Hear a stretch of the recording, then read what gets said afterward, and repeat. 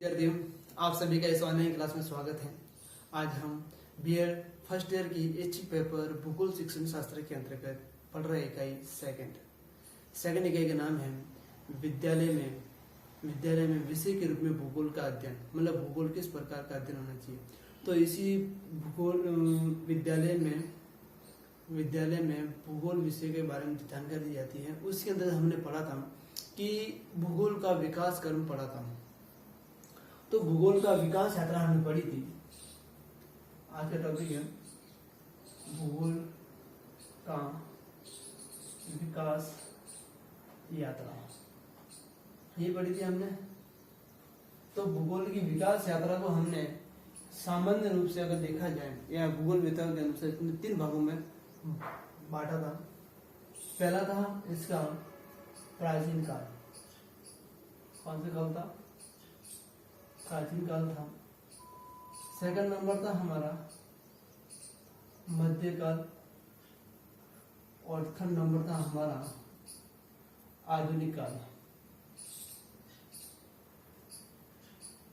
हम इस भूगोल की विकास यात्रा को अगर सही रूप से देखा जाए तो तीनों के बारे में हमने अध्ययन किया है। 2 के बारे में कि इसके अंदर जो था वो ये था कि इसमें विश्व की सभी सभ्यताओं के बारे में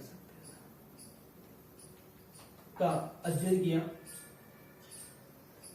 इस प्राचीन काल के अंदर सभी विश्व की सभी प्राचीन सभ्यताओं के बारे में हमने अध्ययन किया, जिसमें थी सिंधु घाटी सभ्यता, नील घाटी, दजला फरात, और विश्व की महत्वपूर्ण और भी है जैसे कृषि पालन है, जो हमारे नदियों के पास में जो मानव ने निवास स्थान प्राप्त किया था प्राचीन तौर पर, वहां पर उन्होंने कुटीर उद्योग निर्माण, कला, भवन निर्माण, यातायात के साधन, आग का निर्माण, बर्तन बनाना, इस प्रकार की जो विकास है वो हमारे प्राचीन काल में हो चुका था। सेकंड नंबर आता है हमारा मध्यकाल। मध्यकाल के अंदर बताया था कि ईसाई धर्म का प्रचार करना है। किसका? ईसाई धर्म का प्रचार करना है। मतलब मध्यकाल के अंदर पूरे विश्व में इस समय जो हम कहते हैं, मतलब उस समय की बात है, मतलब उस समय इस काल के अंतर्गत, मध्यकाल के अंतर्गत उस समय की बात कहता हूं कि उस समय इसके अंतर्गत ईसाई धर्म का प्रचार था, भूगोल की मान्यकरण नहीं था। इन्होंने कहा था कि ईसाई धर्म के पादरी हो, इनको भूगोल के मार्ग से अवरुद्ध करना है। मतलब जो हमारे ईसाई धर्म वाले व्यक्ति थे उनको इस भूगोल के बारे में जानकारी नहीं देनी चाहिए थी।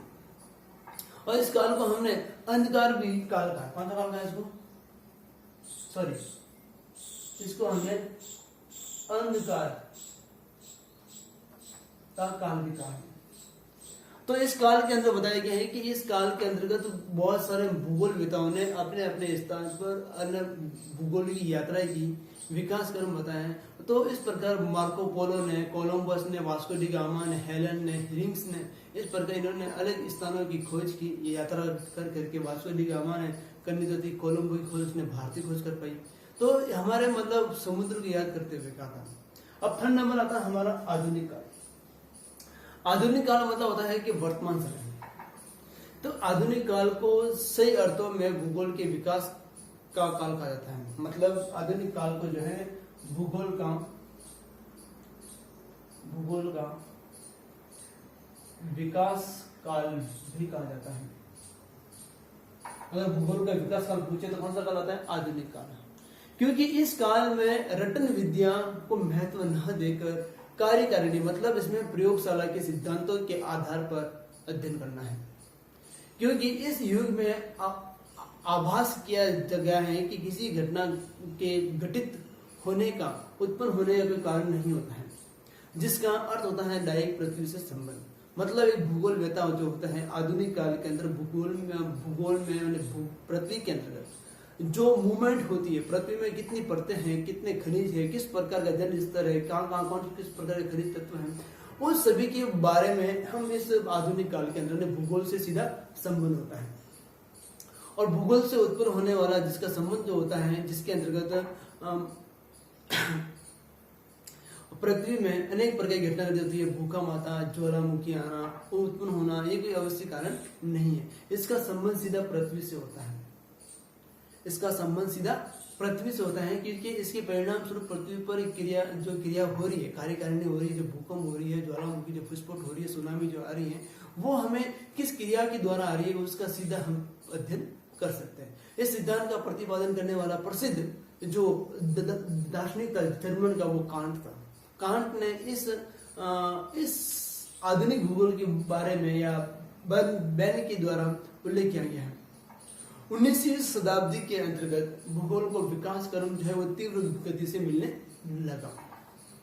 नए नए सिद्धांत आए, नए नए प्रकरण आए, भूगोलवेताओं के अध्ययन वैज्ञानिक तौर पर आने लगे और सीधा समावेश अनेक प्रकार के वैज्ञानिकों द्वारा इस भूगोल आधुनिक काल के अंतर्गत समावेश होने लगा। भूगोल का दूसरा अन्य महत्वपूर्ण विषय था भौतिक भूगोल, रसायन विज्ञान, मानव भूगोल, जीव विज्ञान, ज्योतिष शास्त्र, वनस्पति शास्त्र आदि से इस आधुनिक भूगोल के अंतर्गत यानी आधुनिक काल के अंतर्गत इस वर्तमान समय में जो भी हम विज्ञान पढ़ रहे हैं, भूगोल पढ़ रहे हैं, रासायनिक भूगोल, प्रादेशिक भूगोल, प्राकृतिक भूगोल, वनस्पति भूगोल, मानव भूगोल, आर्थिक भूगोल, स्थलाकृतिक भूगोल, पर्यावरण भूगोल, राष्ट्र अध्ययन, हम सब जो पढ़ रहे हैं ये हम इसी के अंतर्गत पढ़ रहे हैं, जिसमें भूगोल के द्वारा हम ज्ञान को अपने विषय के तौर पर सुव्यवस्थित करने की कोशिश योजना को बना सकते हैं आधुनिक काल के अंतर्गत हमें। और इसलिए इस शताब्दी को मतलब इसलिए इस शताब्दी को भूगोल का इस शताब्दी का भूगोल के विकास क्रम को स्वर्ण युग भी कहा गया है। क्या कहा गया है? स्वर्ण युग भी कहा गया, मतलब सोने वाला युग कहा गया। मतलब इस भूगोल आधुनिक भूगोल के अंतर्गत हमें हर प्रकार की जानकारी जो है वो एक क्रिया के प्रति हर क्रिया विधि के द्वारा हमने अध्ययन किया है। इस कारण इस भूगोल का विकास क्रम जो है हम देखते हैं तो बहुत सारे होते हैं। तो पहला होता है कि प्राकृतिक भूगोल का जो अध्ययन अगर किया जाए विशेष रूप से तो भौतिक तत्वों पर अधिक ध्यान दिया कि हमारे प्राकृतिक भूगोल में भौतिक तत्वों कौन कौन से, प्रकृति, पेड़ पौधे, मिट्टी, जलवायु, तापमान, हवाएं, ये सब क्या है? भौतिक तत्व है, जिसके द्वारा हम अपने जीवन को सुरक्षित और स्वस्थ बना रखते हैं। कि ये हमारे पर्यावरण के चारों तरफ वायुमंडल का एक आवरण पाया जाता है जिसके द्वारा व्यक्ति स्वस्थ रहता है। और सेकंड नंबर देखें तो भौगोलिक तथ्य और वैज्ञानिक दृष्टि को सुव्यवस्थित किया जाता है इस आधुनिक भूगोल के अंतर्गत। भौगोलिक तथ्य यानी भूगोल में यानी भौगोलिक तथ्य के अंदर जैसे होता है जैसे पर्वत, पठार, मैदान, मिट्टी, हवाएं, तापमान, अक्षांश, देशांतर जो बल है, इन तथ्यों के बारे में पढ़ा जाता है। फिर हम अगर आधुनिक भूगोल द्वारा आगे अगर बढ़ाए विकास क्रम के अंदर तो इस भूगोल का जो संबंध है वो भौतिक भूगोल है, भौतिक विज्ञान, रासायनिक विज्ञान, गणितीय विज्ञान, प्राणी विज्ञान, इन सभी का जो संबंध है वो आधुनिक भूगोल से संबंधित स्थापित किया जा सकता है। धन्यवाद दोस्तों, आज के लिए इतना ही। हम और आगे बढ़ेंगे। धन्यवाद।